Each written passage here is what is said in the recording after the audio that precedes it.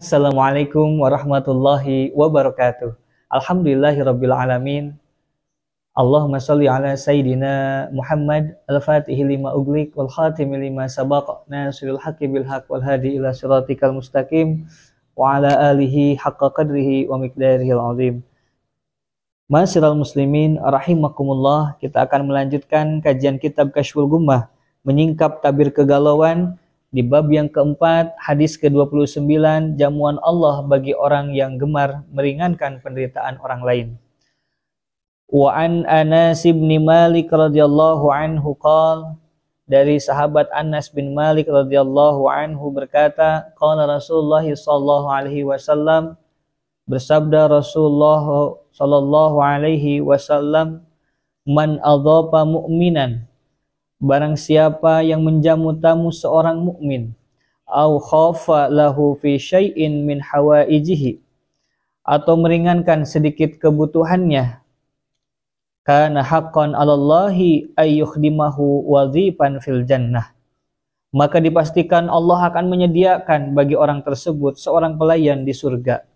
Rawahu Abu Ya'la, diriwayatkan oleh Abu Ya'la. Ma'asyiral muslimin rahimakumullah, pada hadis yang ke-29 ini menerangkan tentang jamuan Allah bagi orang yang gemar meringankan penderitaan orang lain. Ketika kita kedatangan tamu, sebagaimana Imam Abu Hatim Al-Asham mengatakan, al-ajalatu minasyaitan, ya. Segala yang terburu-buru itu dari setan. Illa fi khamsin, kecuali pada 5 tempat.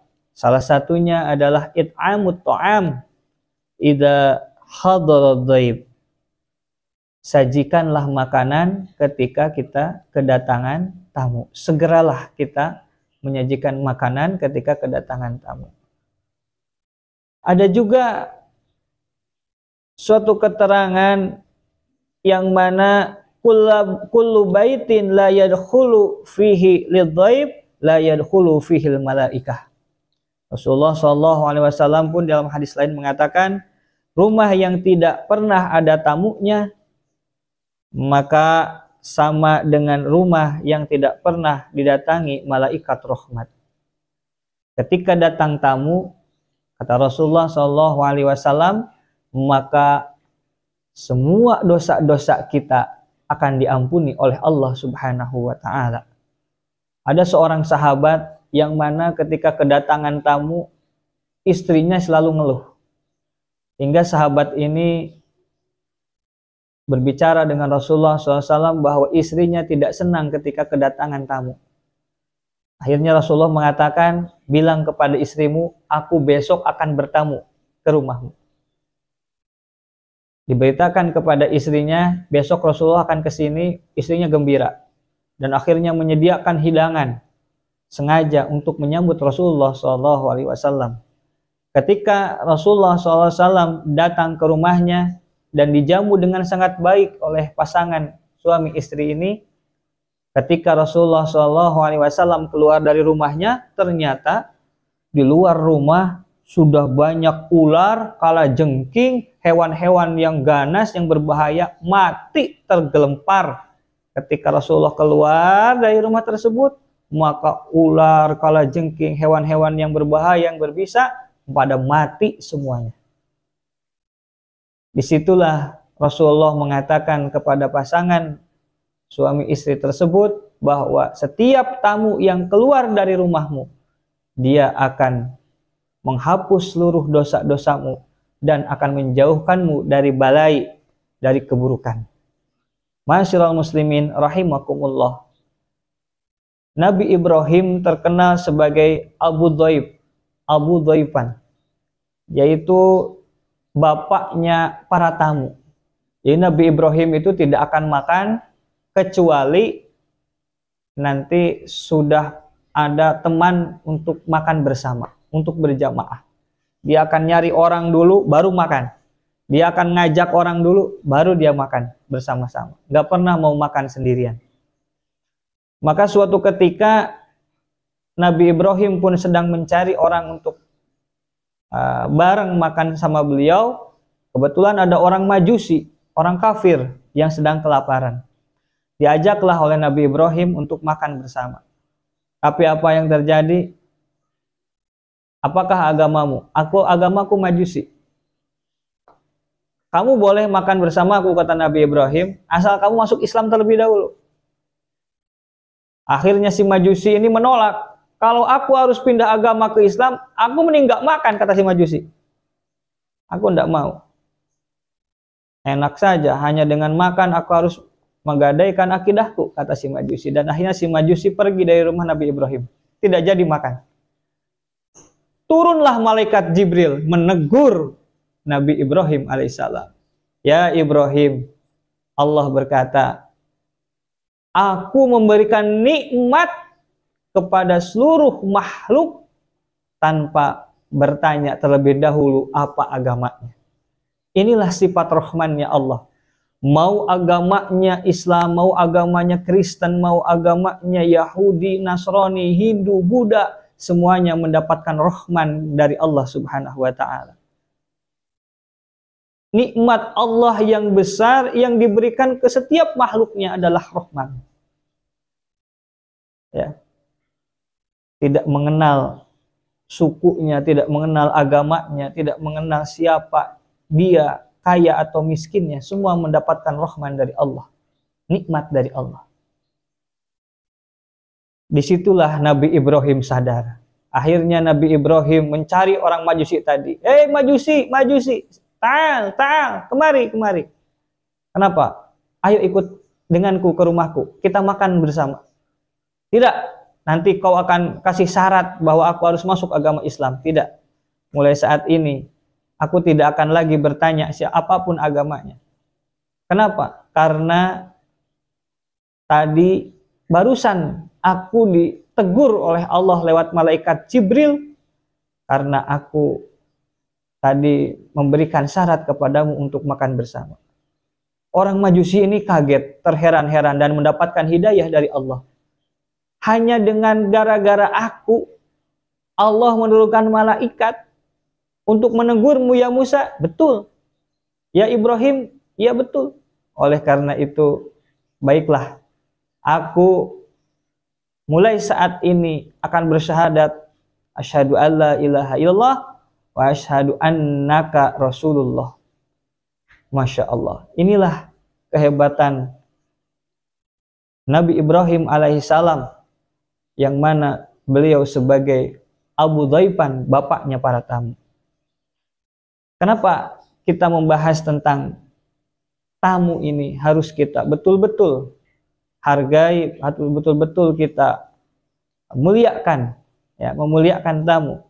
Karena tamu yang datang ke rumah kita ketika pulang, dia akan menghapus dosa-dosa kita dan akan menjauhkan kita dari berbagai bala, penyakit dan keburukan. Selanjutnya, au khafalahu fi syai'in min hawaijihi, meringankan sedikit kebutuhannya, maka dipastikan Allah akan menyediakan bagi orang tersebut seorang pelayan di surga. Kana haqqan 'alallahi ayyuhdimahu wadhipan fil jannah.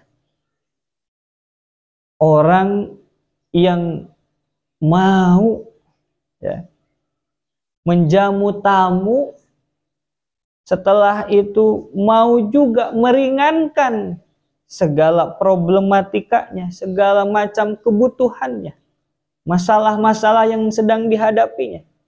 Mungkin dengan nasihat kita, kalau dia memang membutuhkan secara ekonomi, mungkin kebutuhan secara finansial, atau ada juga yang minta nasihat, ada yang juga minta didengarkan saja, ya, curhat. Ketika kita mau menerima segala hajat-hajat saudara kita sesama orang yang beriman kepada Allah, meringankan sedikit kebutuhannya, maka dipastikan Allah akan menyediakan bagi orang tersebut seorang pelayan di surga. bidadari-bidadarinya surga, maka Allah akan menggantinya nanti. Masyiral muslimin, ini hadis yang sangat luar biasa. Mudah-mudahan hadis ini bisa memotivasi kita supaya kita bisa memuliakan tamu. Begitupun ketika kita bertamu kepada orang lain, niati kita sedekah. Ingat, ketika bertamu harus punya janji terlebih dahulu. Ketika punya tamu, kita harus punya adab yang baik. Kita tidak boleh duduk sebelum dipersilahkan duduk oleh orang yang punya rumah. Dan kita harus ingat ketika kita bertamu kepada orang lain, maka al-dhaif kal mayyit. Tamu itu seperti mayit. Kita tidak boleh berkomentar, "Oh, kok rumahnya warnanya hijau? Kok di rumah ada kucing? Kok hordengnya warnanya kuning? Kok kentengnya hitam? Kok rumahnya doyong kayak mau roboh?" Jangan. Kita sebagai tamu, al-dhaif kal mayyit. Tamu itu seperti mayit.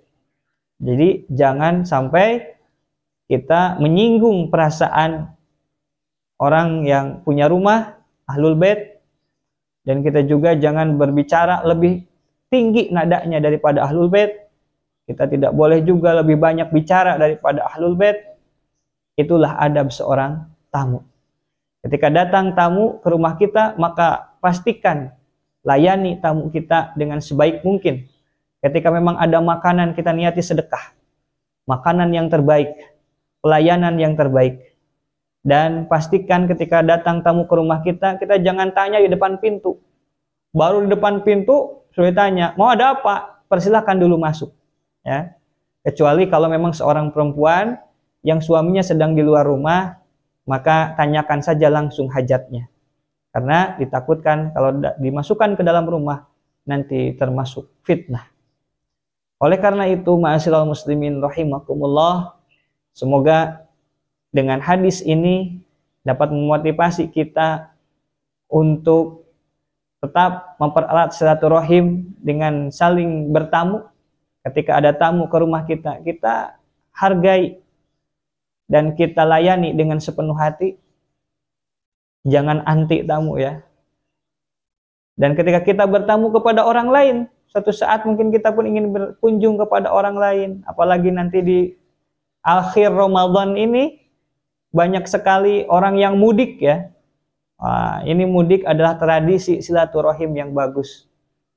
Tapi dengan syarat ya, jangan sampai meninggalkan kewajiban yang utama di bulan Ramadan adalah dengan berpuasa di siang harinya dan qiyamul lail pada malam harinya. Mudah-mudahan kita semuanya diberkahi oleh Allah Subhanahu wa taala menjadi abdan syakuran, hamba-hamba Allah yang selalu bersyukur dengan apapun yang telah Allah berikan kepada kita. Wallahu a'lam bishawab, wallahul muwaffiq ila aqwamit thariq, wal afu minkum, wassalamualaikum warahmatullahi wabarakatuh.